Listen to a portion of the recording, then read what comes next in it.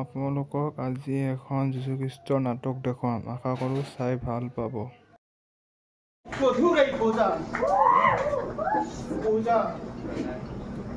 কেনেকৈ মই দাঙি ৰাখিম এই গধুৰ বোজা? এই বোজাটি কান্ধত লৈ লৈ মই কিমান দিন আৰু পাৰ কৰিম? বহুত গধুৰ এই বোজা। কোনে ল'ব পাৰিব এই বোজাটি? আৰু মোক এই বোজাৰ পৰা কোনে উদ্ধাৰ কৰিব? বহুত গধুৰ এই বোজা। বোজা বোজা বহুত গধুৰ এই বোজা। বোজা বোজা বোজা বোজা মোৰ আজিও বিশ্বাস কৰিছে। মই বাহিৰতে পঢ়া শুনা কৰিম। বৰ সুখৰ কথা। হয় হয় মই এতিয়া আগৰ পঢ়া শুনা চব বাহিৰতে হ'ব। মোৰ খুব সফল হ'ম। হয় হয় হয় এক মিনিট ৰ'বচোন। দাদা কোন হয় আপুনি? কি বোজা বোজা লগাই আছে? মোৰ এই গধুৰ বোজাটি তুমি ল'বা নেকি? বহুত গধুৰ এই বোজা। কি বোজাৰ কথা কৈ আছে আপুনি? মই একো বোজাৰ কথা বুজি নাপাওঁ। মই আপোনাক পৰামৰ্শ এটা দিওঁ, আপুনি মোৰ নিচিনা পঢ়া শুনা কৰক, মোৰ নিচিনা ডাঙৰ মানুহ এটা হওক, তেতিয়া আপোনাৰ কিবা এটা হ'ব। এনেই মোৰ সময় নষ্ট কৰিলে। কিবা কৈ আছিলে আপুনি?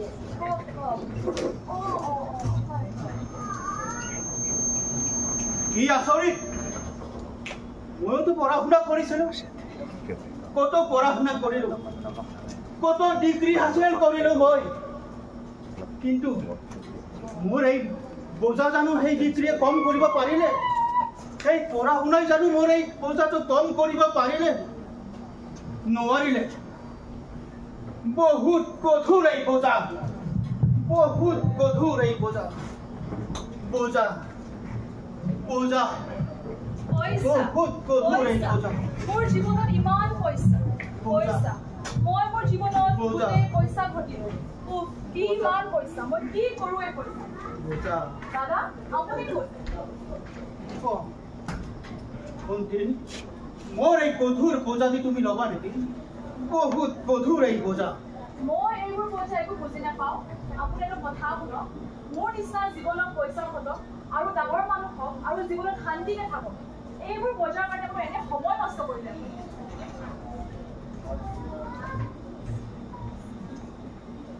কত পইচা উপাৰ্জন কৰিলো, কত পইচা মই হাসিলো, কিন্তু সেই টকা পইচাই জানো মোৰ এই বোজাটো ল'ব পাৰিলে? নোৱাৰিলে। কোনো টকা পইচাই মোৰ এই বোজাটো কাঢ়িব নোৱাৰিলে। বহুত গধুৰ এই বোজা। বোজা বোজা বহুত গধুৰ এই বোজা। মাৰ বোজা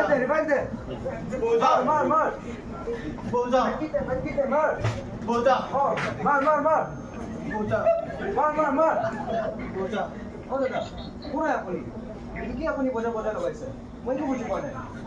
আইটি মোৰ এই বোজাটো তুমি ল'বা নেকি? বহুত গধুৰ এই বোজা। এই বোজা মই একো বুজি নাপাওঁ। আপুনি এটা কাম কৰক, মোৰ নিচিনা গেম খেলক, পাবজি খেলক আৰু লুডো খেলক আৰু পইচা কামাওক। এই বস্তুকেইটা মোৰ সময় নষ্ট নকৰিব।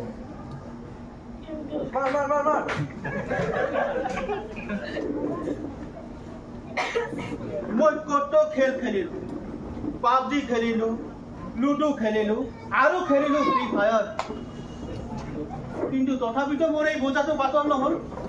মই সকলো খেলেই জানো, মই সকলো খেলেই খেলিলো, কিন্তু তথাপি মোৰ এই বোজাটো কম নহল। বোজা বহুত গধুৰ এই বোজা। বোজা বোজা এই ৰীলটো ইমান ট্ৰেন্ডিং আজিকালি। বোজা আয়ু বনাইছে, তাৰ লাইকস ইমান বেছি পাইছে, ভিউজ ইমান বেছি, ফলোৱাৰ্ছ ইমান বেছি। মই বনাও এইবিলাক। বোজা বোজা মোৰ বেকগ্ৰাউণ্ডত কোনে ওলাই আছে? দাদা অলপ চাই দিয়কচোন, মোৰ বেকগ্ৰাউণ্ডত ওলাই আছে। বোজা বোজা দাদা আপুনি কি বোজা লগাই আছে? ভণ্টি মোৰ এই বোজাটো তুমি ল'বা নেকি? বহুত গধুৰ এই বোজা। মই ল'ব পৰা নাই। বহুত গধুৰ এই বোজা। আপুনি কি বোজা লগাইছে? মই একো বুজি পোৱা নাই। মই আপোনাক এটা আইডিয়া দিওঁ, আপুনি মোৰ নিচিনা ৰিলছ বনাওক, ট্ৰেণ্ডিঙত থাকক, আপোনাৰ লাইকছো পাব, ভিউছো ধেৰ পাব আৰু ফলোৱাৰ্ছো ধেৰ পাব। এনেই মোৰ নষ্ট কৰিলে সময়।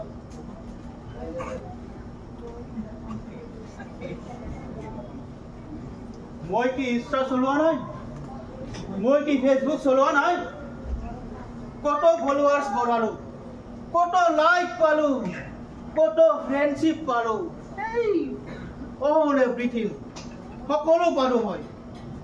কিন্তু তাৰ পিছতো মোৰ এই বোজাটো কম নহ'ল, মোৰ বোজাটো বাঢ়িহে গ'ল। এই ফলোৱাৰ্ছে মোৰ বোজাটো কমাব নোৱাৰিলে। বহুত গধুৰ এই বোজা, বোজা বহুত গধুৰ এই বোজা, বোজা বোজা বোজা বহুত গধুৰ এই বোজা, বোজা বোজা আজি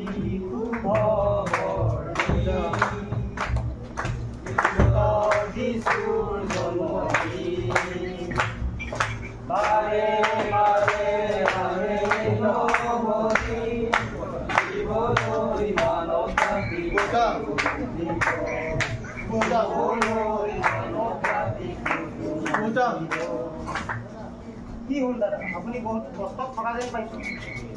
হয়, মই কষ্টত আছো, কাৰণ মোৰ এই পিঠিত, মোৰ এই কান্ধত বোজা আছে। এই বোজা মই কাকো দিব পৰা নাই, আৰু এই বোজা মোক কোনেও উদ্ধাৰ কৰা নাই। বহুত গধুৰ এই বোজা, মোৰ এই বোজা তুমি ল'বা নেকি? মইতো ল'ব নোৱাৰো আপোনাৰ এই বোজা, কিন্তু আপোনাক মই এটা ভাল খবৰ দিওঁ। আজিৰ পৰা 2020 বছৰ আগত এই পৃথিৱীত আজিৰ দিনত প্ৰভু যীশুখ্ৰীষ্টৰ জন্ম হৈছিল। তেখেতে আপোনাৰ এই বোজা, কিন্তু আপোনাক মই এটা ভাল খবৰ দিওঁ। আজিৰ পৰা 2020 বছৰ আগত এই পৃথিৱীত আজিৰ দিনত প্ৰভু যীশুখ্ৰীষ্টৰ জন্ম হৈছিল। তেখেতে আপোনাৰ আৰু আমাৰ নিচিনা মানুহ উদ্ধাৰ কৰিবলৈ আহিছিল। আপুনি আপোনাৰ বোজা তেখেতক গতাই দিয়ক। আপুনি বিশ্বাস কৰক, প্ৰাৰ্থনা কৰক, আপোনাৰ বোজা তেখেতে নিশ্চয় নিব। জয় যীশু।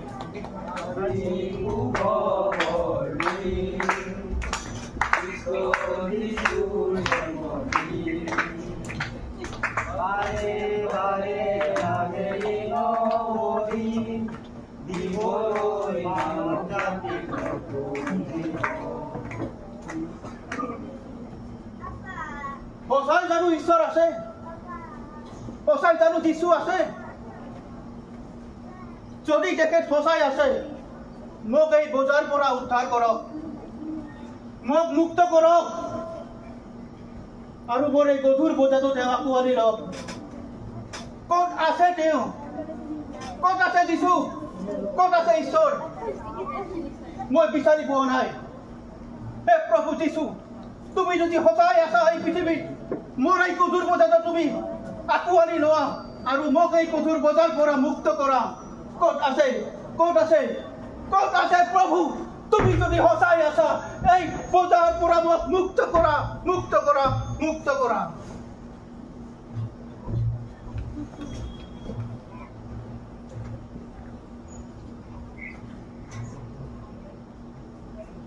কি হ'ল? মোৰ এই বোজাটো কি হ'ল? মোৰ গাটো দেখোন পাতল হৈ গ'ল। কি আচৰিত! ইমান দিনে মই এই গধুৰ বোজাটো যিটো লৈ আহিছিলো, আজি দেখোন পাতল হৈ গ'ল। ক'ত গ'ল? ক'ত গ'ল এই মোৰ বোজাটো? ক'ত গ'ল? ক'ত গ'ল? ক'ত গ'ল? ক'ত গ'ল? দাদা আপুনি লৈছে নেকি? দাদা আপুনি লৈছে নেকি মোৰ বোজাটো? ক'ত গ'ল? ক'ত গ'ল?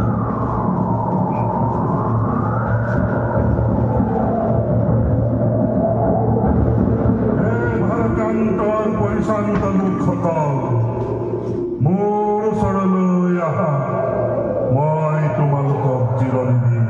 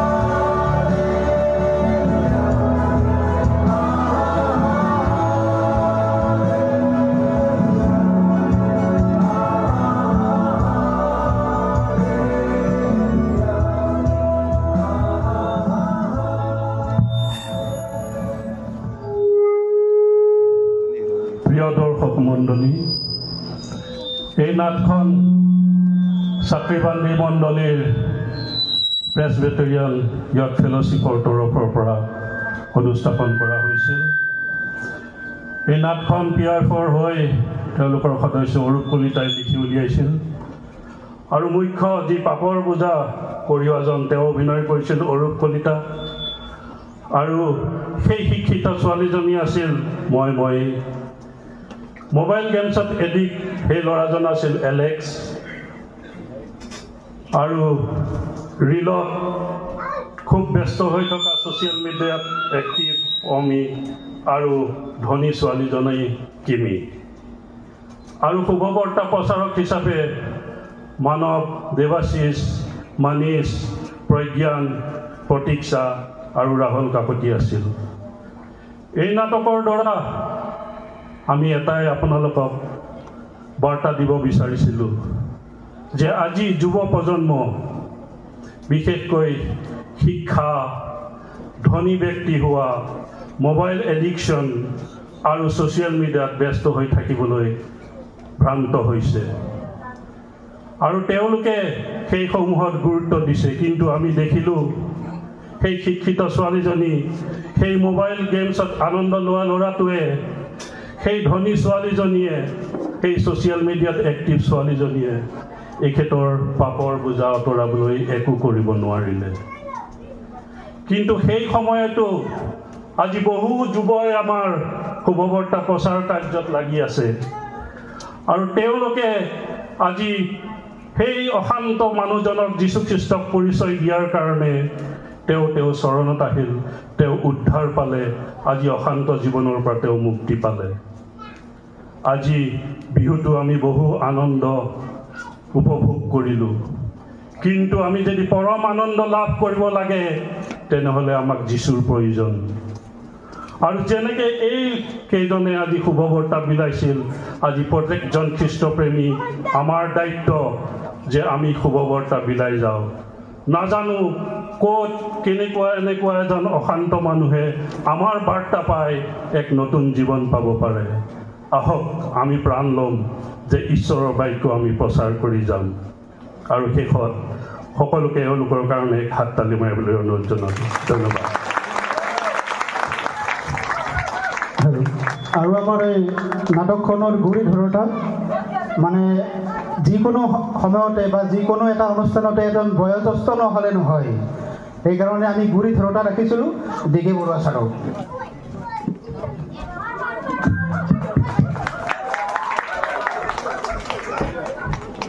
ধন্যবাদ। PYFৰ ফালৰ পৰা যি শ্বৰ্ট প্লে কৰিছে ঈশ্বৰৰ মহিমাৰ বাবে।